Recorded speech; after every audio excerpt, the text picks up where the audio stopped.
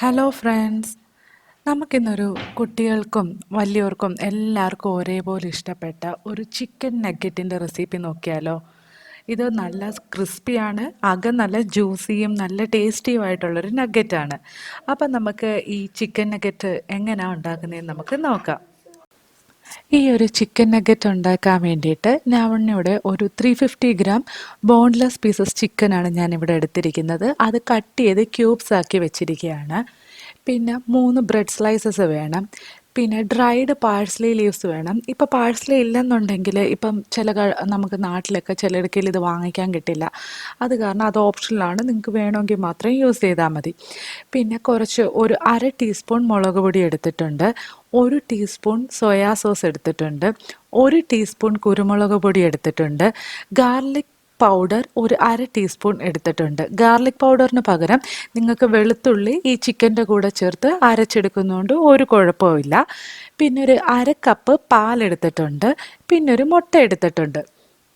ഇവിടെ ഈ മുളക് പൊടിയുടെയും കുരുമുളക് പൊടിയുടെയൊക്കെ അളവ് നിങ്ങളുടെ സ്പൈസ് ലെവലിനനുസരിച്ച് കൂട്ടുകയോ കുറയ്ക്കുകയോ എന്ത് വേണമെങ്കിലും ചെയ്യാം.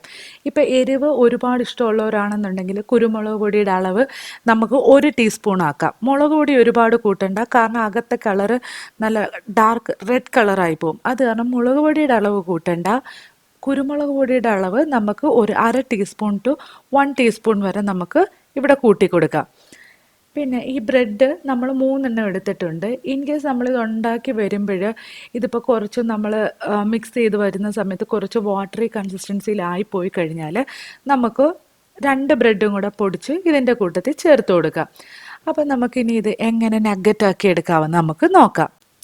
ആദ്യം നമുക്ക് ആ എടുത്ത് വെച്ചിരിക്കുന്ന 3 ബ്രെഡ് ആ അര കപ്പ് പാലിലേക്ക് ഒഴിച്ച് സോക്ക് ചെയ്ത് വെക്കാം. അപ്പോൾ ബ്രെഡ് ആദ്യമേ ഒന്ന് നല്ലതുപോലെ ഒന്ന് ചെറിയ ചെറിയ കഷ്ണങ്ങളാക്കിയിട്ട് അതിലേക്ക് ആ പാലൊഴിച്ച് നമുക്ക് ഈ ബ്രെഡെല്ലാം ഒന്ന് സോക്ക് ചെയ്ത് വെക്കാം. ഞാനിതിവിടെ ഫുഡ് പ്രോസസ്സറോ ഒന്നിൻ്റെ ഹെൽപ്പ് ഇല്ലാതാണ് ചെയ്യുന്നത്. ഞാനിവിടെ മിക്സിയുടെ നമ്മുടെ പൊടിക്കുന്നതും അരയ്ക്കുന്നതും ആ ഒരു ചെറിയ ജാർ എടുത്തിട്ടുണ്ട്. അതിലാദ്യമേ ഞാൻ ബ്രെഡും ചിക്കനും കൂടി ഇട്ട് നല്ലതുപോലെ അരച്ച് ഈ ഒരു പരുവത്തിന് മാറ്റി വെച്ചിട്ടുണ്ട്. അത് ക്യാമറ ഓഫായിപ്പോയതാണ്, നിങ്ങളെ കാണിക്കാൻ പറ്റിയില്ല. അതിനുശേഷം ബാക്കി പൊടികളെല്ലാം കുറച്ചുകൂടി ഇരിക്കുന്ന ആ ചിക്കൻ്റെ അകത്തേക്ക് ചേർത്തിട്ട് നല്ലതുപോലെ അരച്ചെടുക്കാം. ഈ ഒരു ടൈമിൽ തന്നെയാണ് മുട്ടയും ചേർക്കേണ്ടത്. ഞാൻ ആ മുട്ട പൊട്ടിച്ച് ഒഴിക്കുന്ന സീനും മിസ്സായിപ്പോയതാണ്.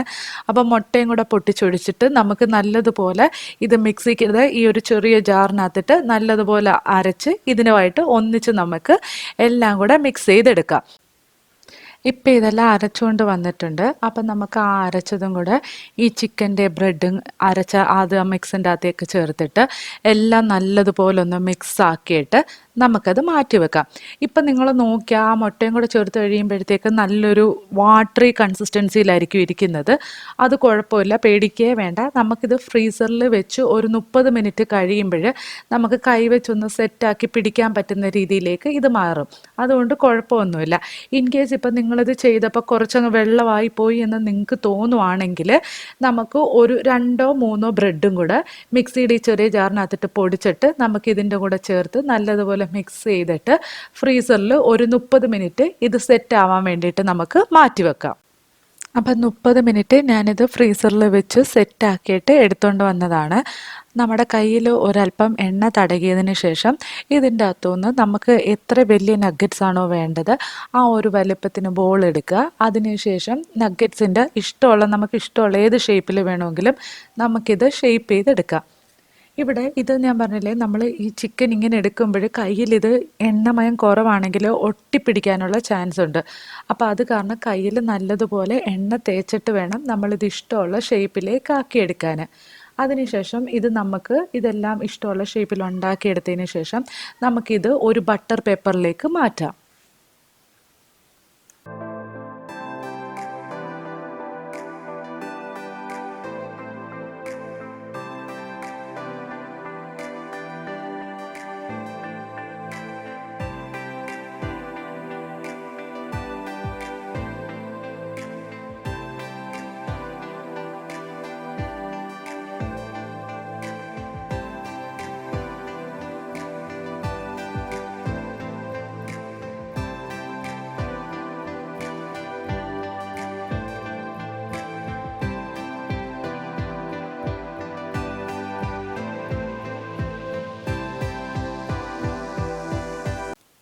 ഇപ്പം ഇതെല്ലാം ഞാൻ ഷേപ്പ് ചെയ്ത് ഒരു ബട്ടർ പേപ്പറിലേക്ക് മാറ്റിയിട്ടുണ്ട്. ഇതിപ്പോൾ ഷേപ്പ് ചെയ്യുന്ന സമയത്ത് നിങ്ങൾക്കിത് ചെയ്തെടുക്കാൻ പറ്റുന്നില്ലെന്ന് തോന്നിക്കഴിഞ്ഞാൽ ഏകദേശം ഒരു ഷേപ്പ് ആക്കിയതിന് ശേഷം നിങ്ങൾ ബട്ടർ പേപ്പറിൽ വെക്കുക. അതിനുശേഷം ഒരു സ്പൂണിൻ്റെ ബാക്ക് സൈഡിൽ കുറച്ചൊന്ന് എണ്ണ തടകിയതിന് ശേഷം നമ്മൾ ഈ ഉണ്ടാക്കി വെച്ചേക്കുന്ന നഗ്ഗറ്റ്സിനെ നമുക്ക് നമ്മുടെ ഇഷ്ടത്തിനനുസരിച്ചുള്ള സ്ക്വയർ ഷേപ്പ് ആക്കിയോ എങ്ങനെ വേണമെങ്കിലും ഒന്ന് ലെവൽ ചെയ്ത് നമുക്ക് എടുക്കാൻ പറ്റുന്നതാണ്. ഇനി ഈ ഉണ്ടാക്കി വെച്ചേക്കുന്നതിനെ നമുക്ക് ഒരു ഫ്രീസറിൽ ഒരു മണിക്കൂറെങ്കിലും മിനിമം 30 മുതൽ 1 മണിക്കൂറെങ്കിലും നമ്മൾ ഫ്രീസറിൽ വെച്ചിട്ട് നമുക്കൊന്ന് സെറ്റ് ചെയ്തെടുക്കാം നമുക്ക്.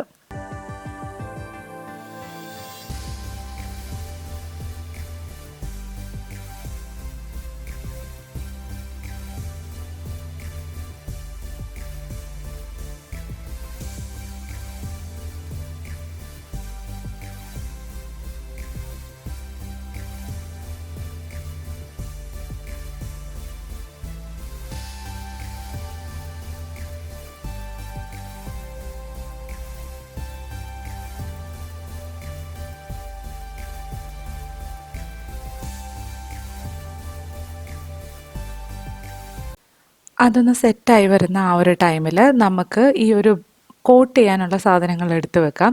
അതിന് വേണ്ടിയിട്ട് ഞാനിവിടെ ഒരു അരക്കപ്പ് മൈദ എടുത്തിട്ടുണ്ട്, 2 ടേബിൾ സ്പൂൺ കോൺഫ്ലവർ എടുത്തിട്ടുണ്ട്, ബ്രെഡ് ക്രംസ് എടുത്തിട്ടുണ്ട്, ഒരു മുട്ട പൊട്ടിച്ചതും ഞാനിവിടെ അടിച്ചു വെച്ചിട്ടുണ്ട്. ഇനി ഈ ബ്രെഡ് ക്രംസിലേക്ക് നമുക്ക് വേണമെങ്കിൽ ഓപ്ഷണലാണ് പാഴ്സലിയുടെ ഇല കുറച്ച് നമുക്ക് ചേർത്ത് കൊടുക്കാം.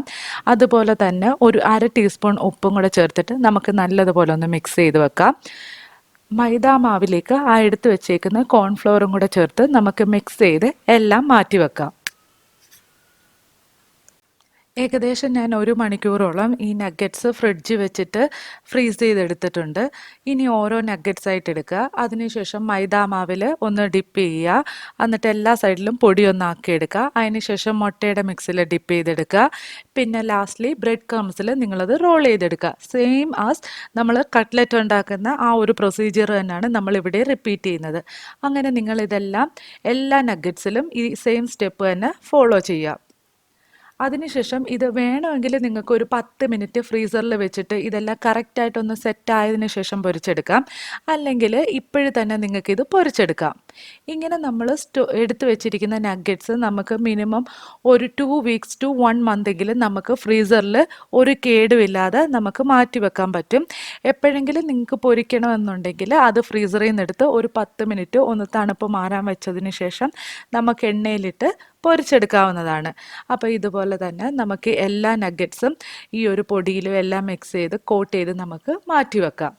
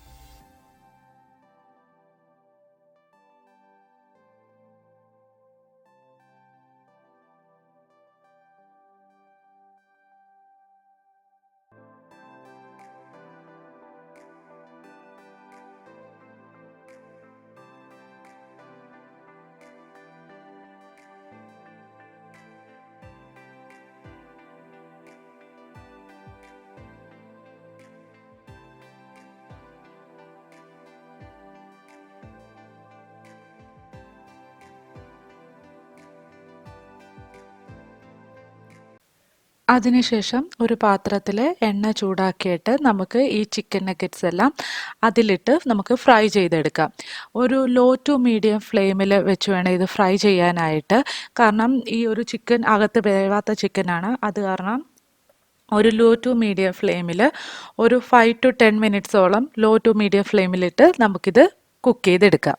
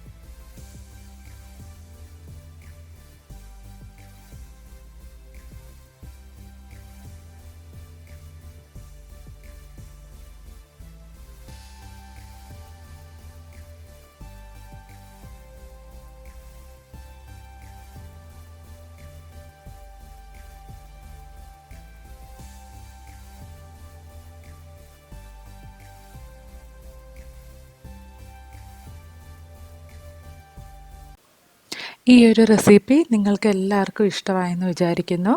അപ്പം നമ്മുടെ ചാനൽ എല്ലാവരും സബ്സ്ക്രൈബ് ചെയ്യുക. വീഡിയോ ഇഷ്ടമായെങ്കിൽ ലൈക്ക് ചെയ്യാനും ഷെയർ ചെയ്യാനും ആരും മറക്കരുത്. അപ്പോൾ ഇനിയൊരു വീഡിയോ ആയി കാണുന്നത് വരെ take care and thanks for watching the video.